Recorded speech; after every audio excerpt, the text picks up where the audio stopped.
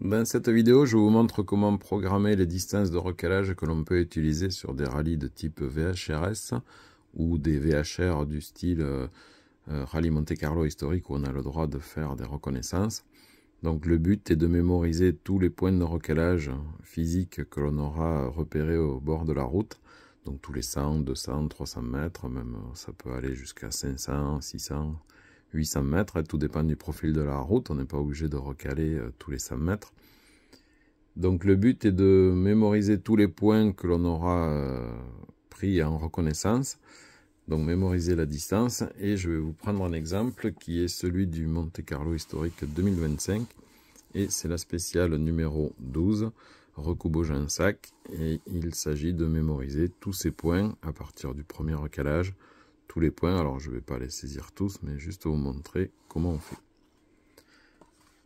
Donc avant de programmer la spéciale, il faut choisir le numéro de spéciale. Théoriquement on commence par la première, mais là je vais faire la 12, donc il faut choisir le numéro de la spéciale. Donc menu, choix ZR, donc c'est la 12, je valide. Voilà, et puis je vais rentrer dans le menu qui me permet de mémoriser tous les points. Donc premier, deuxième, troisième, quatrième menu, programmation, visualisation des distances de recalage. Donc 2. Donc là il me demande le premier recalage. Donc évidemment, on ne rentre pas le 0. Hein. Le 0, c'est la ligne de départ, donc on ne fait pas de recalage. On va rentrer le premier. Donc 00349. Pour passer au suivant, donc au deuxième recalage, j'utilise la flèche. Suivant. Donc je suis bien sur le deuxième. Le deuxième qui est à 570 mètres. Suivant. Ensuite, 1 km 160. Suivant, 1 km 437, suivant, 1 km 646, donc il ne faut pas oublier les zéros évidemment avant.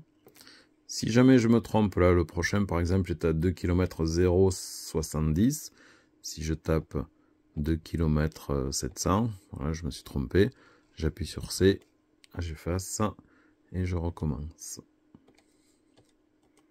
0,70, etc., etc. Donc je peux mémoriser 170 points de recalage par spéciale. Donc c'est très correct. Pour des spéciales de 40 km, ça fait pas mal de recalage. Donc ça suffira largement.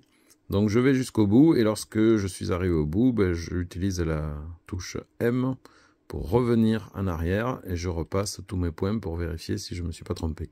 Si je me suis trompé à un endroit, je peux, par exemple là, si c'était pas 570, je fais un clear dessus et je rentre la nouvelle valeur, voilà, par exemple 571, et je continue ma progression pour vérifier toutes mes données. Je peux valider, et lorsque je valide, il me propose de passer de la 12 à la 13. Alors ça c'est très pratique parce que lorsqu'on attaque à programmer toutes nos distances, on va pouvoir les faire dans la foulée. Donc auto-incrémentation du numéro de ZR. Donc je passe de la 12 à la 13. Donc si je vais le faire juste pour les 2 ou 3 premiers recalages. Donc choix oui. Donc je suis bien sur la 13. Et je vais mettre mon premier point. Alors j'ai pas les données sous les yeux, mais peu importe. On met des points. 0, 0, 0, 897, etc. etc. Voilà, et quand j'ai fini, pareil, je reviens en arrière, je vérifie tous mes points. Vous voyez, là, je suis sur le 170e. Hop, je reviens sur le premier. Et une fois que j'ai vérifié, je valide. Bon, là, je vais lui dire que non, que je ne veux plus faire de spécial. Voilà, et il est revenu sur la 12. C'est celle que j'ai...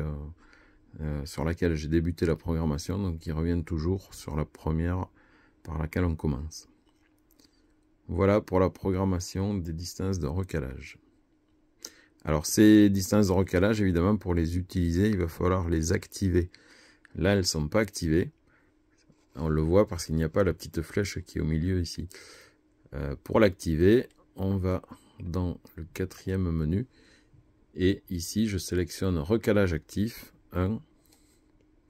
Donc activation recalage, oui, le 0. Et là, vous voyez la petite flèche qui est ici qui me signale que je vais pouvoir utiliser les recalages internes.